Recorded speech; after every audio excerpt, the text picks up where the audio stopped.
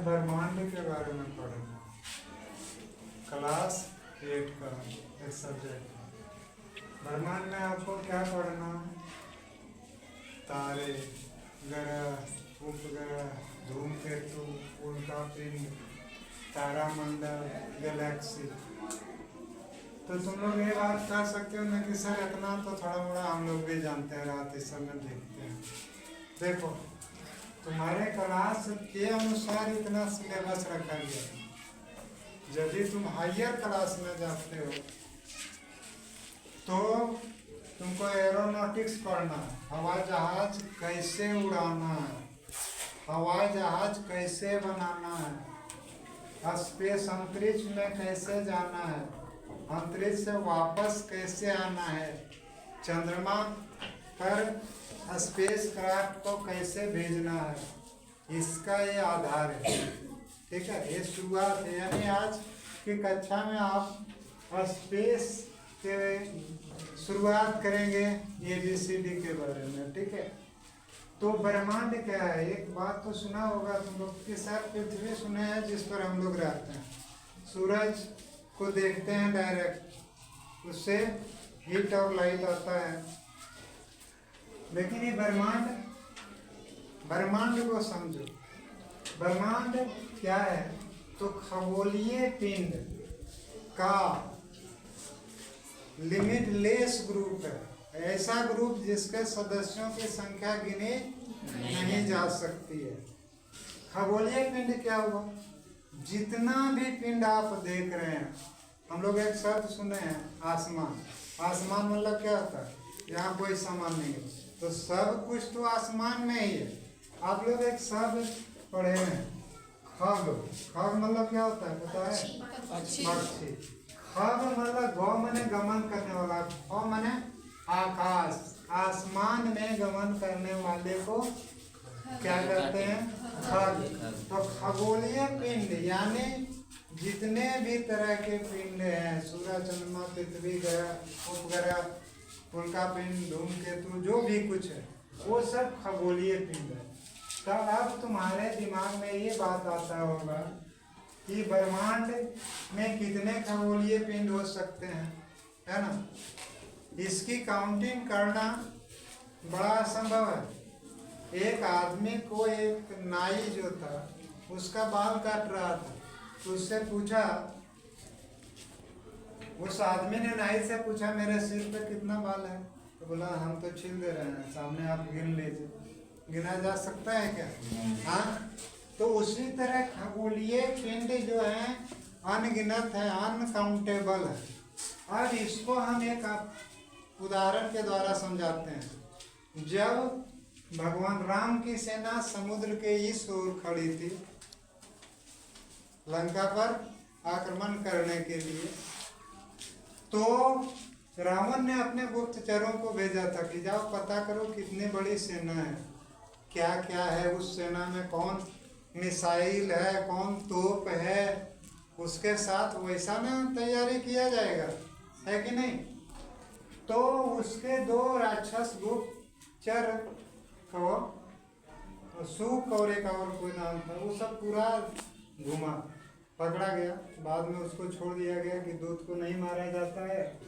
तो फिर वो वापस पहुंचा रावण के पास, बोला रावण की बताओ राम की सेना के बारे में। बोले क्या बताओ? बोले पहले गिनती बताओ कितनी होगी। बोले सुन लीजिए, उतना तो हम लोग घूमे, सेना कितनी बड़ी है ये तो हमारे लिए असंभव था गिनना। उसमें कमांडर और ब्रिगेडियर टाइप का जो है ना, भालू और बंदर, वो लाखों में है।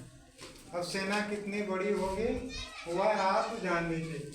तो अनगिनत खगोलीय पिंडों का जो विशाल समूह है, यानी अनंत, जिसका ना कहीं आदि है ना कहीं अंत है, उसको हम लोग ब्रह्मांड कहते हैं। ठीक है, समझ गए? अब इस ब्रह्मांड में हम कहाँ हैं? तो ब्रह्मांड में हम लोग तो पृथ्वी पर रहते हैं। पृथ्वी कहाँ है? सौर परिवार का एक हिस्सा है ना, जिसके मुखिया सूरज है। अब ये पृथ्वी को हम बता रहे हैं अपने स्तर से कि अगर ब्रह्मांड से इसकी तुलना की जाए तो पृथ्वी की तुलना क्या हो सकती है पता है? एक सरसों के दाने को यदि एक रूम में, बड़ा रूम में एक रख दिया जाए तो खोजा जा सकता है क्या? हाँ, उस पर चढ़ के भी पार हो जाओगे, बायां दायां इधर उधर भी होगे, नहीं मिलेगा। मिलेगा क्या? वही हालत है इस ब्रह्मांड में पृथ्वी का। यानी अब समझो कि कितनी पृथ्वियां इसमें होगी। पृथ्वियां तो छोड़ दो, सूरज जो पृथ्वी से लाखों गुना बड़ा है, वो सूरज कितना होगा वो नहीं पता है। तो अब ये ब्रह्मांड है क्या? देखिए एक शब्द बता रहे हैं, गैलेक्सी। क्या है? गैलेक्सी। तारों के विशाल समूह को गैलेक्सी कहते हैं। असंख्य तारे जिसको गिनना संभव नहीं है। एक तारे से दूसरे तारे के बीच ही दूरी बहुत अधिक होती है, उसको प्रकाश वर्ष से मापा जाता है। समझ गए ना? यानी लाइट अगर 3 लाख किलोमीटर प्रति सेकंड से चले तो कितना मिनट में, कितना घंटा में पहुंचेगा, उसको मल्टीप्लाई कीजिएगा, तब एक तारे से दूसरे तारे के बीच की दूरी होगी। तो हमारी पृथ्वी सौर परिवार का हिस्सा है, और सूरज जो है वह जिस गैलेक्सी का हिस्सा है उनको मिल्की वे कहा जाता है ना? इसको दुग्ध मेखला कहा जाता है। ठीक है, तो इस दुग्ध मेखला में अरबों सूरज के समान तारे हैं। कितना है? अरबों तारे हैं। सूरज माने अरबों सूरज है। समझ गए ना? अब इस तरह का अरबों गैलेक्सी है। क्या है? अरबों गैलेक्सी है। समझ गए? तो यहाँ ये समझिए कि जब हम एक गैलेक्सी को नहीं पार कर सकते हैं, हाँ, अभी तक गैलेक्सी पूरा मिल्की वे को अभी तक इतने साइंटिफिक रिसर्च के बावजूद पार नहीं किया जा सका है। तो जब हम एक को नहीं पार कर चुके हैं तो अरबों को पार कर सकते हैं क्या? इसीलिए ब्रह्मांड को लिमिटलेस, अनंत माना जाता है। एक बहुत बड़े वैज्ञानिक थे अल्बर्ट आइंस्टीन, उन्होंने कहा था दुनिया में 2 चीज ही इन्फिनिट है।